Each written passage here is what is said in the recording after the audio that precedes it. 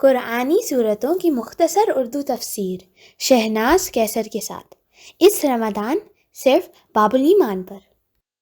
السلام علیکم رحمۃ اللہ وبرکاتہ۔ انشاءاللہ ہم آج سورہ نساء شروع کر رہے ہیں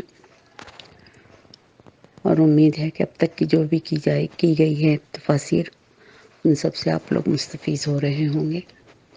چلیے ہم شروع کرتے ہیں اس کو۔ نحمدہ ونصلی علی رسولہ الکریم، اما بعد، فاعوذ باللہ من الشیطان الرجیم، بسم اللہ الرحمن الرحیم۔ رب اشرح لی صدری ویسر لی امری واحلل عقدۃ من لسانی یفقہوا قولی، رب زدنی علما، اللہم فقہنا فی الدین، اللہم فقہنا فی الدین، اللہم فقہنا فی الدین۔ سورہ نساء میں زیادہ تر، جیسے کہ نام سے ہی ظاہر ہے، عورتوں کے کئی مسائل کو تفصیل سے بیان کیا گیا ہے۔ شروع اللہ کے نام سے جو بے انتہا مہربان و رحم کرنے والا ہے۔ لوگوں، اپنے رب سے ڈرو جس نے تم کو ایک جان سے پیدا کیا اور اسی جان سے اس کا جوڑا بنایا، اور ان دونوں سے بہت سے مرد اور عورت دنیا میں پھیلا دیے۔ اور اس خدا سے ڈرو جس کا واسطہ دے کر تم ایک دوسرے سے اپنا حق مانگتے ہو، اور رشتے اور قرابت کے تعلقات کو بگاڑنے سے پرہیز کرو۔ یقین جانو کہ اللہ تم پر نگرانی کر رہا ہے۔ یتیموں کے مال ان کو واپس دو، اچھے مال کو برے مال سے نہ بدلو، اور یتیموں کے مال کو اپنے مال کے ساتھ ملا کر نہ کھاؤ، یہ بہت بڑا گناہ ہے۔ اگر تم کو اندیشہ ہو کہ یتیموں کے ساتھ انصاف نہ کر سکو گے تو جو عورتیں تم کو پسند آئیں ان میں سے 2، 3، 4 تم نکاح کر سکتے ہو، لیکن اگر تمہیں اندیشہ ہو کہ اگر تم ان کے ساتھ عدل نہ کر سکو گے تو پھر ایک ہی بیوی تمہارے لیے کافی ہے۔ اور چاہے وہ تم نے نکاح کر کے یا پھر تمہارے پاس اگر تمہارے قبضے میں آئی ہے، کیونکہ اس زمانے میں جنگوں میں بہت سی عورتیں لونڈیوں کی شکل میں لوگوں کو ملا کرتی تھی، صحابہ کرام کو ملا کرتی تھی۔ بے انصافی سے بچتے رہو، یہ زیادہ ثواب ہے۔ عورتوں کے مہر خوش دلی کے ساتھ فرض جانتے ہوئے ادا کرو، البتہ وہ خود اگر اپنے خوشی سے معاف کر دیں تو کوئی مسئلہ نہیں ہے، تم اسے استعمال کر سکتے ہو۔ اور اپنے وہ مال جنہیں اللہ نے تمہارے لیے قیام زندگی کا ذریعہ بنایا ہے نادان لوگوں کے حوالے نہ کرو، البتہ انہیں کھانے اور پہننے کے لیے دو، انہیں نیک ہدایت کرو۔ یعنی اپنا مال جو ہے ایسے ہی لٹا دینے کا حکم نہیں ہے۔ اور یتیموں کی آزمائش کرتے رہو یہاں تک کہ وہ نکاح کے قابل عمر کو پہنچ جائیں۔ پھر اگر تمہارے اندر یہ اہلیت ہو کہ تم ان کے مال کو اگر استعمال کرو، لیکن اس طرح کہ اس بات کا خاص خیال رکھو کہ اس پر ان کا پورا حق ہے، اور پھر جب وہ ایک عمر کو پہنچ جائیں تو ان کے مال ان کے حوالے کر دو، وہ بھی اس وقت جب وہ اس کام کے قابل ہوں کہ وہ اس پیسے کو استعمال کر سکیں۔ ایسا کبھی نہ کرنا کہ حد انصاف سے تجاوز کرو اور اس خوف سے کہ ان کے مال کو جلدی جلدی ختم کر لو تاکہ وہ بڑے ہو کر اپنے حق کا مطالبہ نہ کریں، تو یہ بالکل ہی جائز نہیں ہے۔ یتیم کا جو سرپرست مالدار ہو وہ پرہیزگاری سے کام لے، اور جو غریب ہو معروف طریقے سے اس میں سے کھا سکتا ہے۔ مثلا اگر کوئی یتیم کی کفالت کرتا ہے لیکن اس کے پاس اتنے وسائل نہیں ہیں، اور اگر یتیم کا کچھ سرمایہ اس کے باپ نے چھوڑا ہے تو اس میں سے وہ تھوڑا بہت استعمال کر سکتا ہے جو اس کی نگہداشت پہ استعمال ہوگا، ورنہ اگر وہ صاحب حیثیت ہے تو اسے وہ لینے کی ضرورت نہیں ہے۔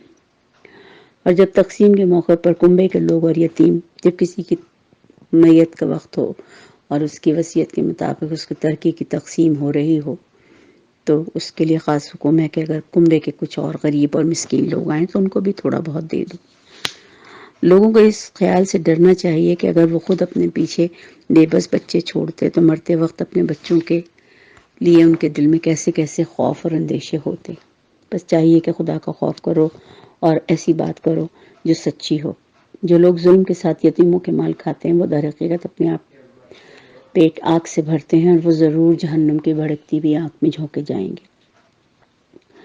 تمہاری اولاد کے بارے میں اللہ تمہیں ہدایت کرتا ہے کہ مرد کا حصہ 2 حصوں کے برابر ہے، اور اگر میت کی وارث 2 سے زائد لڑکیاں ہیں تو انہیں ترکے کا 2/3 حصہ دیا جائے گا، اور اگر ایک لڑکی وارث ہے تو آدھا ترکہ اس کا ہے۔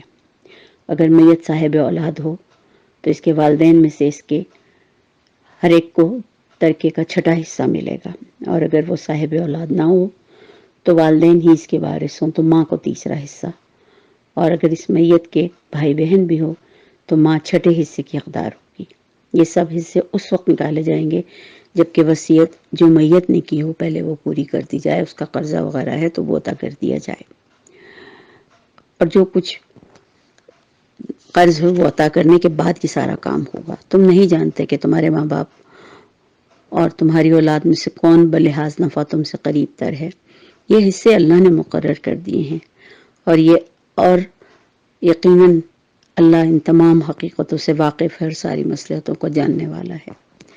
اور اگر تمہاری بیویوں نے کچھ چھوڑا ہے تو اس کا آدھا حصہ تمہیں ملے گا، اور اگر وہ بے اولاد ہوں ورنہ اولاد ہونے کی صورت میں ترکے کا 1/4 حصہ تمہارا ہے، جبکہ وصیت جو انہوں نے کی ہو وہ پوری کر دی جائے، اور قرض جو انہوں نے چھوڑا ہو پہلے وہ ادا کیا جائے، اور تمہارے ترکے میں سے وہ 1/4 کی حقدار ہوں گی۔ اور اگر تم بے اولاد ہو ورنہ صاحب اولاد ہونے کی صورت میں ان کا حصہ 8واں ہوگا، جو بعد اس کے کہ اس نے وصیت کی جو بھی اس نے وصیت کی ہے وہ پوری کرنے کے بعد ادا کیا جائے گا۔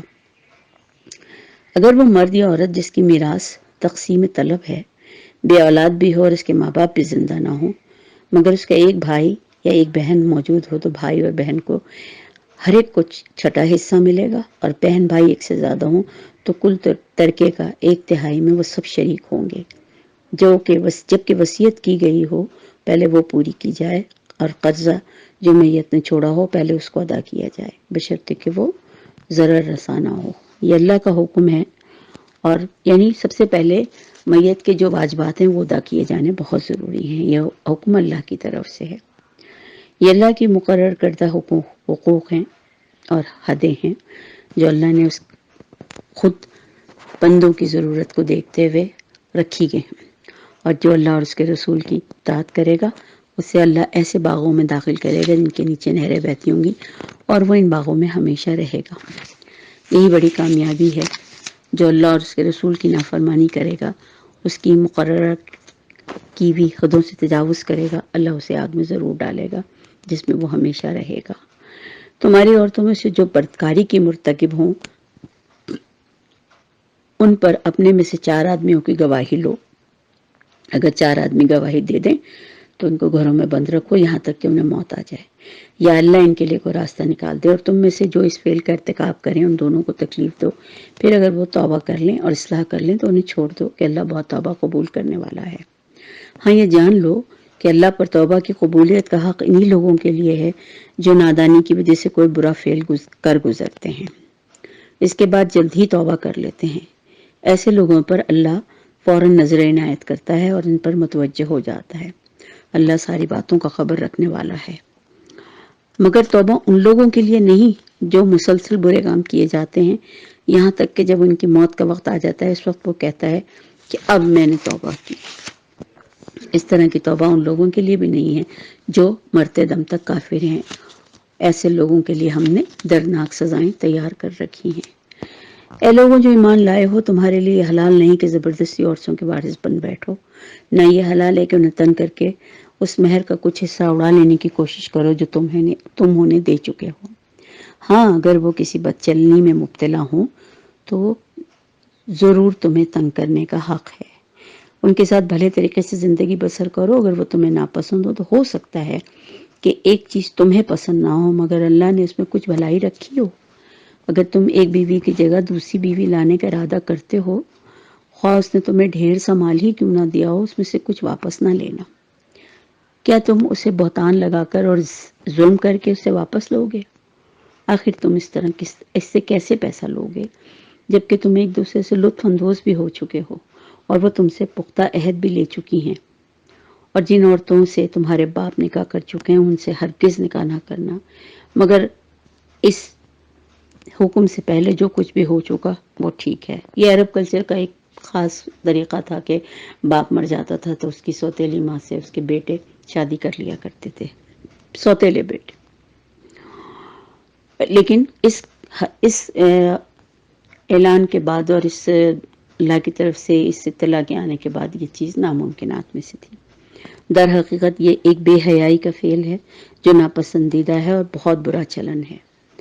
جو تم پر تمہاری مائیں حرام کی گئیں، جو یہ وہ رشتے ہیں جو کسی بھی مرد پر حرام کیے گئے ہیں، مائیں، بیٹیاں، بہنیں، پھوپھیاں، خالائیں، بھتیجیاں، بھانجیاں، تمہاری وہ مائیں جنہوں نے تم کو دودھ پلایا، اور تمہاری دور شریک بہنیں، تمہاری بیویوں کی مائیں، تمہاری بیویوں کی لڑکیاں جنہوں نے تمہاری گودوں میں پرورش پائی، اور ان بیویوں کی لڑکیاں جن سے تمہارا تعلق رہ چکا ہو، ورنہ اگر صرف نکاح ہوا ہو اور تعلق زن و شوہر کا قائم نہ ہوا تو انہیں چھوڑ کر ان کی لڑکیوں سے نکاح کرنے میں کوئی مسئلہ نہیں ہے۔ اور تمہارے ان بیٹوں کی بیویاں جو تمہارے سلب سے ہوں، یعنی جو تمہارے سگے بیٹے ہوں، یہ بھی تم پر حرام کیا گیا ہے کہ ایک نکاح میں 2 بہنوں کو جمع کرو، مگر جو کچھ بھی پہلے ہو گیا سو ہو گیا، اللہ بخشنے والا ہے اور رحم فرمانے والا ہے۔ اور وہ عورتیں بھی تم پر حرام ہیں جو کسی دوسرے کے نکاح میں ہوں، البتہ ایسی عورتیں اس سے مستثنا ہیں جو جنگ میں تمہارے ہاتھ میں آئیں، جیسے کہ میں نے پہلے بتایا کہ بہت سی لونڈیاں، بہت سے غلام ملا کرتے تھے جو پہلے سے شادی شدہ بھی ہوتی تھیں، تو لہٰذا ان سے دوبارہ نکاح کرنے میں کوئی حرج نہیں تھا، اور یہ اللہ کا قانون ہے جس کی پابندی تم پر لازم کر دی گئی ہے۔ ان کے سوا جتنی عورتیں ہیں انہیں اپنے اموال کے ذریعے حاصل کرنا تمہارے لیے حلال کر دیا گیا ہے، بشرطے کہ حصار نکاح میں ان کو محفوظ کرو، نہ کہ یہ کہ ان کے ساتھ صرف وقت گزاری ہو، اور پھر ان سے زندگی کا سارا لطف اٹھانے کے بعد اگر تم ان کو چھوڑنا چاہو تو ان کے مہر کو بطور فرض تو ادا کرنا ہی ہے، کیونکہ بیوی بھی اگر ہے تو اس کا بھی مہر تو ادا کیا جانا ہے، ورنہ دوسری صورت میں تو بہت زیادہ ضروری ہے۔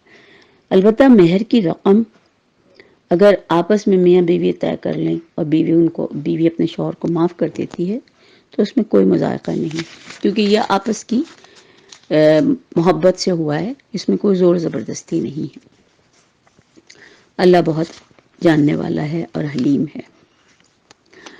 اور جو شخص تم میں سے اتنی قدرت نہ رکھتا ہو کہ خاندانی مسلمان عورتوں سے نکاح کر سکے تو اسے چاہیے کہ ان لونڈیوں میں سے کسی کے ساتھ نکاح کر لے جو تمہارے قبضے میں ہو اور مومنہ بھی ہو۔ اللہ تمہارے اعمالوں کا حال بہت خوب جانتا ہے، اور تم سب ایک ہی گروہ کے لوگ ہو، لہٰذا ان کے سرپرستوں کی اجازت سے ان کے ساتھ نکاح کر لو اور معروف طریقے سے ان کا مہر ادا کرو تاکہ وہ حصار نکاح میں محفوظ ہو کر رہیں، آزاد شہوت رانی نہ کرتی پھریں اور نہ ہی چورے چھپے آشنائیاں کریں۔ پھر جب وہ حصار نکاح میں محفوظ ہو جائیں، اس کے بعد اگر وہ کسی بد چلنی کی مرتکب ہوتی ہیں تو ان پر ان کی سزا بنسبت آدھی سزا ہے جو خاندانی عورتوں کے لیے ہے، یعنی خاندانی عورتوں کے مقابلے میں ان کی سزا آدھی ہے۔ یہ سہولت تم میں سے ان لوگوں کے لیے پیدا کی گئی جن کی شادی نہ کرنے سے تقویٰ کے ختم ہو جانے کا اندیشہ ہے، لیکن اگر تم صبر کرو تو یہ تمہارے لیے بہت بہتر ہے، اللہ بخشنے والا ہے اور رحم فرمانے والا ہے۔ اللہ چاہتا ہے کہ تم پر ان طریقوں کو واضح کرے اور انہی طریقوں پر تمہیں چلائے جن کی پیروی تم سے پہلے گزرے ہوئے صلحہ کیا کرتے تھے، اور اپنی رحمت کے ساتھ تمہاری طرف متوجہ ہونے کا ارادہ رکھتا ہے، وہ علیم بھی ہے اور دانا بھی ہے۔ ہاں، اللہ تم پر رحمت کے ساتھ توجہ کرنا چاہتا ہے، مگر جو لوگ اپنی خواہشات نفس کی پیروی کر رہے ہیں وہ چاہتے ہیں کہ تم راہ راست سے ہٹ کر دور نکل جاؤ تاکہ تم گناہگار ہو، اور اللہ تم کو پابندیوں سے ہلکا کرنا چاہتا ہے کیونکہ انسان کمزور بنایا گیا ہے۔ اے لوگوں جو ایمان لائے ہو، آپس میں ایک دوسرے کا مال باطل طریقے سے نہ کھاؤ، لین دین رضامندی سے ہونا چاہیے، اور اپنے آپ کو ناحق قتل نہ کرو، یقین مانو کہ اللہ تمہارے پر بہت مہربان ہے۔ جو شخص ظلم و زیادتی کے ساتھ ایسا کرے گا اس کو ہم ضرور آگ میں جھونکیں گے، اور اللہ کے لیے کوئی کام مشکل نہیں۔ تم بڑے گناہوں سے پرہیز کرتے رہو تو تمہاری چھوٹی چھوٹی برائیاں ہم تمہارے حساب سے ساقط کر دیں گے اور تم کو عزت کی جگہ میں داخل کر دیں گے۔ الحمدللہ رب العالمین۔ یا اللہ ہمیں توفیق دے کہ ہم گناہ کبیرہ سے بچنے کی کوشش کریں، جتنے ہو سکیں تمام گناہوں سے بچنے کی کوشش کریں، آمین۔ جو کچھ اللہ نے تم میں سے کسی دوسروں کے مقابلے میں کسی دوسرے کو زیادہ دیا ہے اس کی تمنا نہ کرو۔ جو کچھ مردوں نے کمایا اس کے مطابق ان کا حصہ ہے، جو کچھ عورتوں نے کمایا اس کے مطابق ان کا حصہ ہے۔ ہاں، اللہ سے اس کے فضل کی دعا مانگو، یقیناً وہ ہر چیز کا علم رکھتا ہے۔ ہم نے ہر اس ترکے کے حقدار مقرر کر دیے ہیں جو والدین اور قریب رشتہ دار چھوڑیں۔ اب رہے وہ لوگ جن سے تمہارے عہد و پیمان ہوں تو انہیں ان کا حصہ دے دو، یقیناً اللہ تعالیٰ ہر چیز پر نگران ہے. اگر آپ نے کسی سے کچھ وعدہ کیا ہے تو آپ دے دیجیے. مرد عورتوں پر قوام ہیں اس بنا پر کہ اللہ نے ان میں سے ایک دوسرے کو فضیلت دی ہے. اس بنا پر کہ مرد اپنے مال خرچ کرتے ہیں، پس جو صالح عورتیں ہیں وہ تاج شوہر ہوتی ہیں. مردوں کے پیچھے اللہ کی حفاظت و نگرانی میں ان کے حقوق کی حفاظت کرتی ہیں. اور جن عورتوں سے تمہیں سرکشی کا اندیشہ ہو انہیں سمجھاؤ، خوابگاہوں میں ان سے علیحدہ رہو اور مارو. مارنے پہ یہاں خاص طور پہ توجہ دینا ضروری ہے کہ بس چہرے پہ مارنے کا بالکل حکم نہیں ہے، اور اتنا مارا جائے جیسے کہ ایک مسواک سے مارا جائے تو کتنی چوٹ لگے گی، اور وہ بھی جسم کے کسی اور حصے پر، لیکن چہرے پہ بالکل بھی نہیں. اور پھر وہ اگر تمہاری متی ہو جائیں تو خواہ مخواہ ان پر دست درازی کے بہانے نہ تلاش کرو. یقین رکھو کہ اللہ اوپر موجود ہے، بہت بڑا اور بالا تر ہے. اگر تم لوگوں کو کہیں میاں اور بیوی کے تعلقات کے بگڑ جانے کا اندیشہ ہو تو ایک مرد شوہر کے رشتہ داروں میں سے اور ایک عورت کے رشتہ داروں میں سے مقرر کرو، اور وہ دونوں طرفین کی بات سنیں اور اصلاح کرنے کی کوشش کریں. اور اگر ظاہر ہے اگر دونوں میاں بیوی چاہتے ہیں دل سے کہ دل ان کا گھر بنا رہے تو اللہ یقیناً صلح کا کوئی نہ کوئی راستہ نکال دے گا. اللہ سب کچھ جانتا ہے. سب تم اللہ کی بندگی کرو، اس کے ساتھ کسی کو شریک نہ بناؤ. ماں باپ کے ساتھ نیک برتاؤ کرو، قرابت داروں اور یتیموں کے ساتھ حسن سلوک کے ساتھ پیش آؤ، اور پڑوسیوں کے ساتھ اور مسافروں کے ساتھ، لونڈے غلاموں کے ساتھ جو تمہارے قبضے میں ہو احسان کا درجہ رکھو. یقین جانو اللہ کسی ایسے شخص کو پسند نہیں کرتا جو مغرور ہو اور اپنی بڑائی پر فخر کرے. ایسے لوگ اللہ کو بالکل پسند نہیں جو کنجوسی کرتے ہیں، دوسروں کو بھی کنجوسی کی ہدایت کرتے ہیں. جو کچھ اللہ نے اپنے فضل سے دیا ہے وہ اسے چھپاتے ہیں. ایسے کافر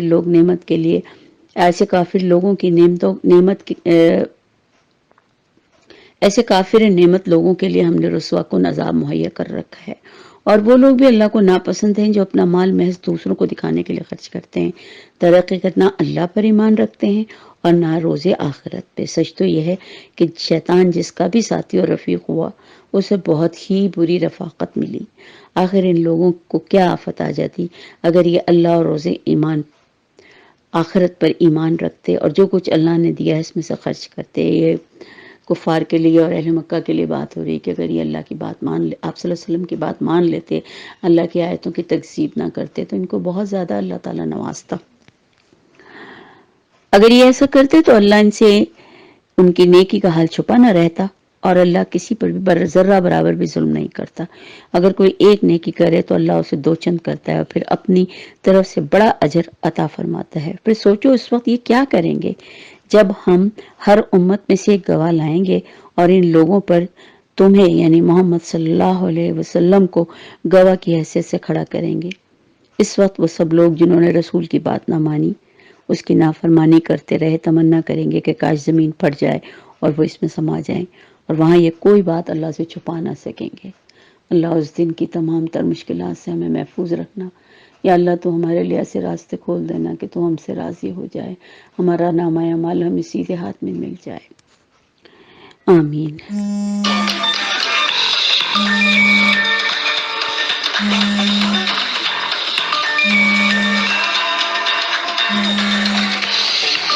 اے لوگوں جو ایمان لائے ہو،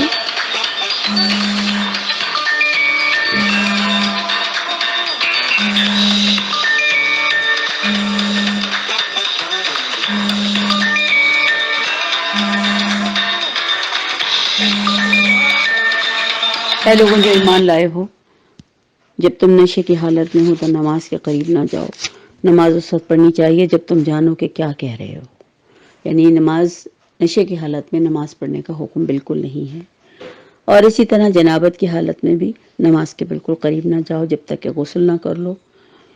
ہاں یہ اور ہے کہ اگر تم راستے سے گزرتے ہو اور کبھی ایسا ہو کہ تم بیمار ہو، سفر میں ہو، یا تم میں سے کوئی شخص رفع حاجت کر کے آئے، یا تم نے عورتوں کے ساتھ وقت گزارا ہے اور پھر پانی نہ ملے تو پاک مٹی سے کام لو، تیمم کر لو، اپنے چہروں اور ہاتھوں پر مسح کر لو. بے شک اللہ نرمی سے کام لینے والا اور بخشش فرمانے والا ہے.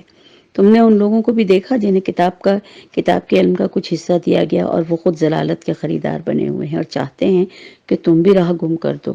اللہ تمہارے دشمنوں کو خوب جانتا ہے اور تمہاری حمایت کا اور مددگار اور تمہارے لیے پوری طرح مدد کرنا چاہتا ہے۔ جن لوگوں نے یہودیت کا طریقہ اختیار کیا ان میں سے کچھ لوگ ہیں جو الفاظ کو ان کی جگہ سے ہیر پھیر کر دیتے ہیں اور دین حق کے خلاف اپنی زبانوں کو موڑ کر کہتے ہیں سمینا وعصینا اور اسما غیر مسمعن اور رائنا۔ یہ اس قسم کے الفاظ ہیں جو کہ قرآن میں اس طرح نہیں کہے گئے، لیکن وہ اس کو اسی طرح ادا کرتے ہیں، جس کی وجہ سے اگر ہمیں قرآن کی طرف سے پوری آگاہی نہ ہو تو ہم بھی سمجھیں گے کہ شاید یہ قرآن کا ہی حصہ ہے، جبکہ یہ قرآن کا حصہ نہیں ہے۔ حالانکہ اگر وہ کہتے سمینا وطانا و اسما و انظرنا تو یہ بھی ان کے لیے بہتر تھا اور راز بازی کے قریب تھا، مگر ان پر تو ان کی باطل پرستی اللہ کی پھٹکار پڑی ہوئی ہے، لہٰذا وہ کم ہی اس کے اوپر ایمان لاتے ہیں۔ اے لوگوں،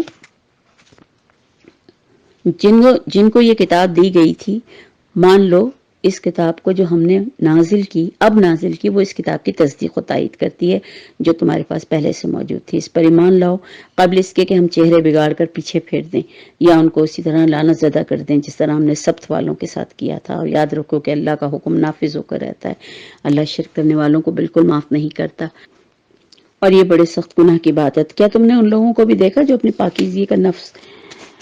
پاکیزگی نفس کا دم بھرتے ہیں، حالانکہ پاکیزگی تو اللہ ہی جسے چاہتا ہے عطا کرتا ہے، اور ظاہر ہے یہ ساری چیزیں اللہ ہی کی طرف سے ملتی ہیں، تو لہٰذا پاکیزگی اللہ عطا کرتا ہے، اور انہیں جو پاکیزگی نہیں ملتی تو در حقیقت ان پر ظلم نہیں کیا جاتا۔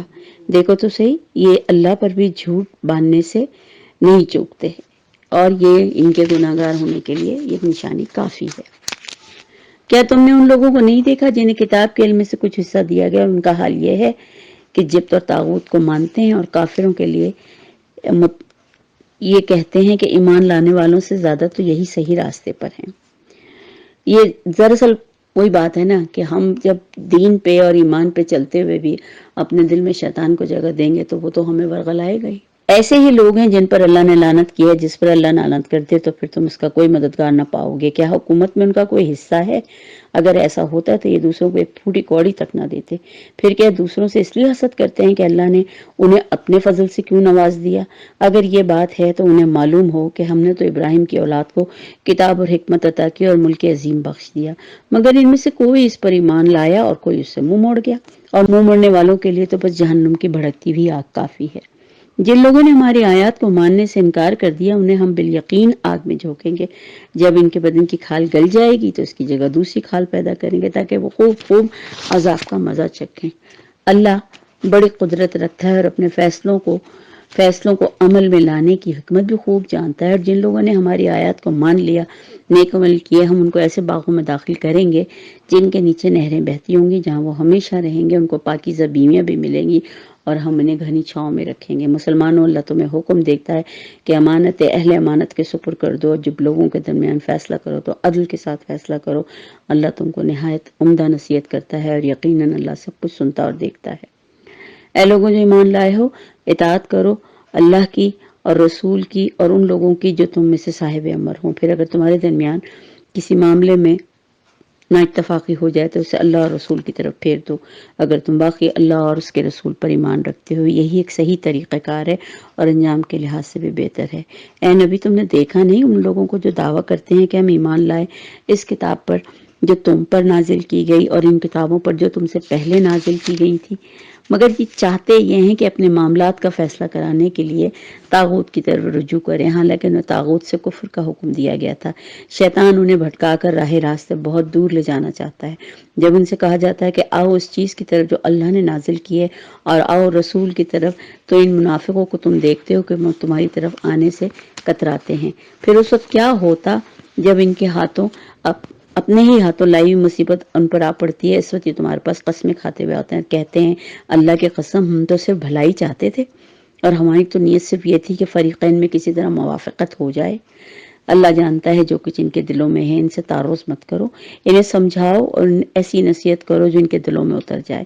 انہیں بتاؤ کہ ہم نے جو رسول بھیجا ہے وہ اس لیے بھیجا ہے کہ اذن خداوندی کے بنا پر وہ سب پر اس کی اطاعت کی جائے۔ ظاہر ہے آپ صلی اللہ علیہ وسلم کو بھیجا اس لیے کیا تھا کہ اللہ کے حکم سے آپ کی اتباع کی جائے۔ اگر انہوں نے یہ طریقہ اختیار کیا ہوتا تو جب یہ اپنے نفس پر ظلم کر بیٹھے تھے تو تمہارے پاس آتے، اللہ سے معافی مانگتے، اور رسول بھی ان کے لیے معافی کی درخواست کرتا، یقیناً اللہ بخشنے والا اور رحم کرنے والا پاتے۔ اللہ کو یقیناً رحم کرنے والا اور بخشنے والا پاتے۔ اے محمد، تمہارے رب کی قسم، یہ کبھی مومن نہیں ہو سکتے جب تک اپنے باہمی معاملات میں تم کو فیصلہ کرنے والا نہ مان لیں۔ پھر جو کچھ بھی تم فیصلہ کرو اس پر اپنے دلوں میں کبھی کوئی تنگی محسوس نہ کریں، بلکہ سر بسر اس کو تسلیم کریں۔ اگر ہم نے حکم دیا ہوتا کہ اپنے آپ کو ہلاک کر لو یا اپنے گھروں سے نکل جاؤ تو ان میں سے کم ہی آدمی اس پر عمل کرتے، حالانکہ جو نصیحت انہیں کی جاتی ہے اگر یہ اس پر عمل کرتے تو یہ ان کے لیے بہت زیادہ بہتر تھا، اور اگر یہ ایسا کرتے تو بہت سا اجر بھی پاتے اور ہم انہیں سیدھا راستہ بھی دکھاتے۔ جو لوگ اللہ اور رسول کی اطاعت کریں گے وہ ان لوگوں کے ساتھ ہوں گے جن پر اللہ نے انعام فرمایا، یعنی انبیاء، صالحین، شہداء اور صالحین کے ساتھ۔ کیسے اچھے ہیں یہ لوگ اگر ان کی رفاقت ہمیں میسر آ جائے۔ یہ حقیقی فضل ہے جو اللہ کی طرف سے ملتا ہے۔ در حقیقت یہی ایک چیز ہے جس کے لیے ہمیں اللہ سے دعا کرنی چاہیے۔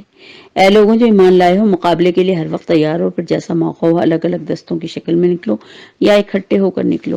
ہاں، تم میں سے کوئی آدمی ایسا بھی ہے جو لڑائی سے جی چراتا ہے، اگر تم پر کوئی مصیبت آ جائے تو کہتا ہے کہ اللہ نے مجھ پر بڑا فضل کیا کہ میں لوگوں کے ساتھ نہیں گیا، ورنہ اگر اللہ کی طرف سے تم پر فضل ہو تو وہ کہتا ہے کہ گویا کیا تمہارے اور میرے درمیان محبت کا کوئی تعلق نہیں تھا؟ یعنی وہ چاہتا یہی ہے کہ اس کا بھی، اس میں سے بھی، یعنی مال غنیمت میں سے بھی کچھ حصہ اسے دیا جائے، اور پھر یہ بھی کہتا ہے کہ کاش میں ان کے ساتھ ہوتا تو بڑا ہی فائدہ ہو جاتا۔ ایسے لوگوں کو معلوم ہو کہ اللہ کی راہ میں لڑنا چاہیے ان لوگوں کو جو آخرت کے بدلے دنیا کی زندگی فروخت کریں۔ پھر جو اللہ کی راہ میں لڑے گا، مارا جائے گا یا غالب رہے گا تو اللہ تعالیٰ اسے بہت عظیم اجر عظیم اس کو عطا کریں گے۔ آخر کیا وجہ ہے کہ تم اللہ کی راہ میں ان بے بس مردوں، عورتوں اور بچوں کے خاطر نہ لڑو جو کمزور پا کر دبا لیے گئے ہیں، فریاد کر رہے ہیں کہ خدایا ہم کو اس بستی سے نکال جس کے باشندے ظالم ہیں، اور اپنی طرف سے ہمارا کوئی حامی اور مددگار پیدا کر دے۔ جن لوگوں نے ایمان کا راستہ اختیار کیا وہ اللہ کی راہ میں لڑتے ہیں، اور جنہوں نے کفر کا راستہ اختیار کیا وہ شیطان کے لیے لڑتے ہیں۔ بس اگر تم شیطان کے ساتھیوں سے لڑو گے تو جان لو کہ شیطان کی چالیں بہت کمزور ہیں۔ تم نے ان لوگوں کو بھی دیکھا جن سے کہا گیا تھا کہ اپنے ہاتھ روکے رکھو، نماز قائم کرو، زکوٰۃ دو، اب انہیں لڑائی کا حکم دیا گیا تو ان میں سے ایک فریق کا حال یہ ہے کہ لوگوں سے ایسا ڈر رہے ہیں کہ جیسا کہ خدا سے ڈرنا چاہیے، کچھ اس سے بھی بڑھ کر ہیں۔ کہتے ہیں خدایا یہ ہم پر لڑائی کا حکم کیوں نازل ہو گیا، کیوں نہ ہمیں بھی کچھ مہلت دی۔ ان سے کہو دنیا کا سرمایہ تھوڑا ہے اور آخرت ایک، تو خدا ترس انسان کے لیے بہت زیادہ بہتر ہے۔ تم پر ایک رتی برابر بھی ظلم نہ کیا جائے گا، رہی موت تو تم جہاں بھی رہو وہ تو آ کر ہی رہے گی۔ اگر تمہیں کوئی فائدہ پہنچتا ہے تو وہ کہتے ہیں کہ اللہ کی طرف سے، انہیں کوئی فائدہ پہنچتا ہے تو وہ کہتے ہیں کہ اللہ کی طرف سے ہے، اور جب کوئی نقصان پہنچتا ہے تو کہتے ہیں کہ اے نبی یہ آپ کی بدولت ہے، آپ کی وجہ سے ہمیں یہ نقصان ہوا ہے۔ کہو سب اللہ کی طرف سے ہے۔ آخر ان لوگوں کو کیا ہو گیا ہے کہ کوئی بات ان کی سمجھ میں نہیں آتی۔ اے انسان، تجھے جو بھلائی بھی حاصل ہوتی ہے وہ اللہ کی عنایت سے ہوتی ہے، اور جو مصیبت تجھ پر آتی ہے وہ تیرے اپنے عمل کی وجہ سے آتی ہے۔ اے محمد، ہم نے تم کو لوگوں کے لیے رسول بنا کر بھیجا، اس پر خدا کی گواہی کافی ہے۔ جس نے رسول کی اطاعت کی اس نے دراصل خدا کی اطاعت کی، اور جو منہ موڑ گیا تو بہرحال ہم نے ان لوگوں پر تمہیں پاسبان بنا کر نہیں بھیجا۔ وہ منہ پر کہتے ہیں کہ ہم متی فرما بردار ہیں، مگر تمہارے پاس سے نکلتے ہیں تو ان میں سے ایک گروہ راتوں کو جمع ہو کر تمہاری باتوں کے خلاف مشورے کرتا ہے۔ اللہ ان کی ساری سرگوشیاں لکھ رہا ہے، تم اس کی پرواہ نہ کرو اور اللہ پر بھروسہ رکھو کہ وہی بھروسے کے لیے کافی ہے۔ کیا یہ لوگ قرآن پر غور نہیں کرتے؟ اگر یہ اللہ کے سوا کسی اور کی طرف سے ہوتا تو اس میں بہت کچھ اختلاف پایا جاتا۔ یہ لوگ جہاں کوئی اطمینان بخش یا خوفناک خبر سنتے ہیں اسے لے کر پھیلا دیتے ہیں، حالانکہ اگر اسے رسول اور اپنی جماعت کے ذمہ دار اصحاب تک پہنچائیں تو ایسے لوگوں کے علم میں آ جائے تو ان کے درمیان اس بات کی صلاحیت رکھتے ہوں کہ صحیح نتیجہ اخذ کر سکیں. یعنی اگر کوئی بھی بات ہمیں پتہ چلے تو اس کو بجائے اس کے کہ ہم افواہ بنا کے چاروں طرف پھیلا دیں، کسی صاحب علم تک وہ بات پہنچانی چاہیے تاکہ صحیح بات پھیلائی جا سکے. اول تو بات پھیلانے کی ضرورت ہی کیا ہے؟ تم لوگوں پر اللہ کی مہربانی اور رحمت نہ ہوتی تو تمہاری کمزوریاں ایسی تھیں کہ چند کے سوا تو تم سبھی شیطان کے پیچھے لگ گئے ہوتے. بس اے نبی تم اللہ کی راہ میں لڑو، اپنی ذات کے سوا کسی اور کے لیے تم ذمہ دار نہیں ہو. البتہ اہل ایمان کو لڑنے پر اکساؤ. بعید نہیں کہ اللہ کافروں کا زور توڑ دے. اللہ کا زور سب سے زیادہ زبردست اور اس کی سزا سب سے زیادہ سخت ہے. جو بھلائی کی سفارش کرے گا وہ اس میں سے حصہ پائے گا، اور جو برائی کی سفارش کرے گا وہ اس میں سے حصہ پائے گا. اللہ ہر چیز پر نظر رکھنے والا ہے. اور اگر کوئی تمہیں احترام کے ساتھ سلام کرے تو اس سے بہتر طریقے سے جواب دو، یا کم از کم اسی طرح جواب دو جیسا کہ اس نے سلام کیا ہے. اللہ ہر چیز کا حساب لینے والا ہے. اللہ وہ ہے جس کے سوا کوئی خدا نہیں. وہ تم سب کو قیامت کے دن جمع کرے گا، اور جس کے آنے میں کوئی شبہ نہیں. اللہ کی بات سے بڑھ کر کوئی بات سچ نہیں ہو سکتی. پھر تمہیں کیا ہو گیا ہے کہ منافقین کے بارے میں تمہاری رائے دو ہو جاتی ہیں؟ حالانکہ جو برائیاں انہوں نے کمائی ہیں ان کی بدولت اللہ انہیں الٹا پھیر چکا ہے. کیا تم چاہتے ہو کہ جسے اللہ نے ہدایت نہیں بخشی اسے تم ہدایت بخش دو؟ حالانکہ جس کو اللہ نے راستے سے بھٹکا دیا اس کے لیے تم کوئی راستہ نہیں پا سکتے. اور وہ تو یہ چاہتے ہیں کہ جس طرح وہ خود کافر ہیں اسی طرح تم بھی کافر ہو جاؤ تاکہ وہ اور تم سب ساتھ ہو جائیں. لہٰذا ان میں سے کسی کو اپنا دوست نہ بناؤ جب تک کہ وہ اللہ کی راہ میں ہجرت کر کے نہ آ جائیں. اور اگر وہ ہجرت سے باز رہیں تو جہاں پاؤں انہیں پکڑو اور قتل کر دو. ہجرت کے لیے جب اعلان ہوا تو بہت سے صحابہ کرام ایسے بھی تھے جن کا خیال تھا کہ ہم مکے میں جمے ہوئے ہیں، اپنا جو بھی کچھ ان کا خیال تھا دنیاوی لحاظ سے، اس کی وجہ سے انہوں نے ہجرت نہ کی. تو پھر اللہ تعالیٰ نے اس پہ یہ بات کہی تھی کہ اگر وہ نہیں آئے تو ٹھیک ہے، ان کی اپنی مرضی ہے، لیکن اللہ کے لیے اگر کوئی کسی بات کا اعلان ہو تو اس پہ فوراً اس پہ لبیک کہنی چاہیے. اگر وہ ہجرت سے باز ہیں تو جہاں پاؤ انہیں پکڑو اور قتل کرو. ان میں سے کسی کو اپنا دوست اور مددگار نہ بناؤ. البتہ وہ منافق اس حکم سے مستثنی ہے جو کسی ایسی قوم سے جا ملیں جن کے ساتھ تمہارا معاہدہ ہے. اسی طرح وہ منافق بھی اس سے مستثنی ہے جو تمہارے پاس آتے ہیں اور لڑائی سے دل برداشتہ ہیں، نہ تم سے لڑنا چاہتے ہیں نہ اپنی قوم سے. اللہ چاہتا ہے تو ان کو تم پر مسلط کر دیتا اور وہ بھی تم سے لڑتے. لہٰذا اگر وہ تم سے کنارہ کش ہو جائیں اور لڑنے سے باز رہیں تو تمہاری طرف سے بھی صلح کا پیغام ہونا چاہیے. اللہ نے تمہارے لیے ان پر دست درازی کی کوئی وجہ نہیں رکھی. ایک اور قسم کے منافق تمہیں ایسے ملیں گے جو چاہتے ہیں کہ تم سے بھی امن میں رہیں، اپنی قوم سے بھی، مگر جب کبھی فتنے کا موقع پائیں گے اس میں کود پڑیں گے. ایسے لوگ اگر تمہارے مقابلے سے باز نہ رہیں اور صلح اور سلامتی تمہارے آگے پیش نہ کریں اور اپنے ہاتھ نہ روکیں تو جہاں وہ ملیں ان کو پکڑو، مارو، اور ان پر ہاتھ اٹھانے کے لیے ہم نے تمہیں کھلی حجت دے دی ہے. کسی مومن کا یہ کام نہیں کہ وہ کسی دوسرے مومن کو قتل کر ڈالے اللہ یہ کہ اس سے چوک ہو جائے. اور جو شخص کسی مومن کو غلطی سے قتل کر دے تو اس کا کفارہ یہ ہے کہ ایک مومن کو غلامی سے آزاد کرے اور مقتول کے وارثوں کو خون بہا دے، اور یہ خون بہا اگر وہ معاف کر دیں تو. لیکن اگر وہ مسلمان مقتول کسی ایسی قوم سے تھا جس سے تمہاری دشمنی ہو تو اس کا کفارہ ایک مومن غلام آزاد کرنا ہے. پھر اگر وہ کسی ایسی غیر مسلم قوم کا فرد تھا جس سے تمہارا معاہدہ ہو تو اس کے وارثوں کو خون بہا دیا جائے گا اور ایک مومن غلام کو آزاد کرنا ہوگا. پھر جو غلام نہ پائے وہ پے در پہ 2 مہینے روزے رکھے. یہ اس گناہ پر اللہ سے توبہ کرنے کا طریقہ ہے اور اللہ علیم اور دانا ہے. رہا وہ شخص جو کسی مومن کو جان بوجھ کر قتل کرے تو اس کی سزا جہنم ہے جس میں وہ ہمیشہ رہے گا. اس پر اللہ کا غضب ہو، اس کی لعنت ہو. اللہ نے اس کے لیے سخت عذاب مہیا کر رکھا ہے. اے لوگوں جو ایمان لائے ہو، جب تم اللہ کی راہ میں جہاد کے لیے نکلو تو دوست و دشمن میں تمیز کرو، اور جو تمہاری طرف سلام سے پہل کرے اسے فوراً نہ کہہ دو کہ تم مومن نہیں ہے. اگر تم دینوی فائدہ چاہتے ہو تو اللہ کے پاس تمہارے لیے بہت سے مال غنیمت ہے. آخر اسی حالت میں تم خود بھی پہلے رہ چکے ہو، پھر اللہ نے تم پر احسان کیا. لہٰذا کسی کو بھی فوراً یہ کہہ دینا کہ تم کافر ہو، یہ کسی صورت سے بھی روا نہیں ہے. پہلے تحقیق سے کام لو اور پھر جو کچھ بھی تم کرتے ہو اللہ اس سے بہت اچھی طرح واقف ہے۔ مسلمانوں میں سے وہ لوگ جو کسی معذوری کے بغیر گھر بیٹھے رہتے ہیں اور جو اللہ کی راہ میں جان و مال سے جہاد کرتے ہیں، وہ دونوں کی حیثیت یکساں کبھی نہیں ہو سکتی۔ اللہ نے بیٹھنے والوں کی بنسبت جان و مال سے جہاد کرنے والوں کا درجہ بڑا رکھا ہے، اگرچہ ہر ایک کے لیے اللہ نے بھلائی کا ہی وعدہ فرمایا ہے، مگر اس کے لیے اور اس کے پاس مجاہدوں کے خدمات کا معاوضہ بیٹھنے والوں سے کئی زیادہ ہے۔ یہ ان کے لیے اللہ کی طرف سے بہت بڑے درجے ہیں اور مغفرت اور رحمت ہے، اور اللہ بہت معاف فرمانے والا ہے۔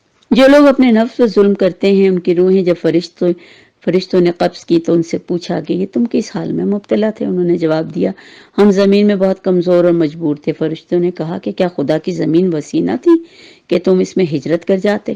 تو یہ وہ لوگ ہیں جن کا ٹھکانہ جہنم ہے، اور وہ بڑا ہی برا ٹھکانہ ہے۔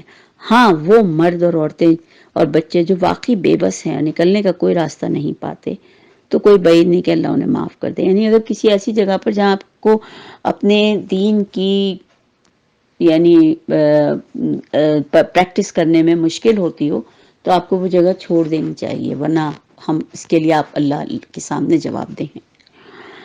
اللہ بہت معاف کرنے والا اور درگزر کرنے والا ہے۔ جو کوئی اللہ کی راہ میں ہجرت کرے گا وہ زمین میں پلان لینے کے لیے بہت جگہ اور بسر اوقات کے لیے بڑی گنجائش پائے گا، جو صرف اللہ کے لیے ہجرت کرے گا۔ اور جو اپنے گھر سے اللہ اور رسول کی طرف ہجرت کے لیے نکلے پھر راستے میں اسے موت آ جائے تو اس کا اجر اللہ کے ذمہ واجب ہو گیا۔ اللہ بہت بخشش فرمانے والا ہے۔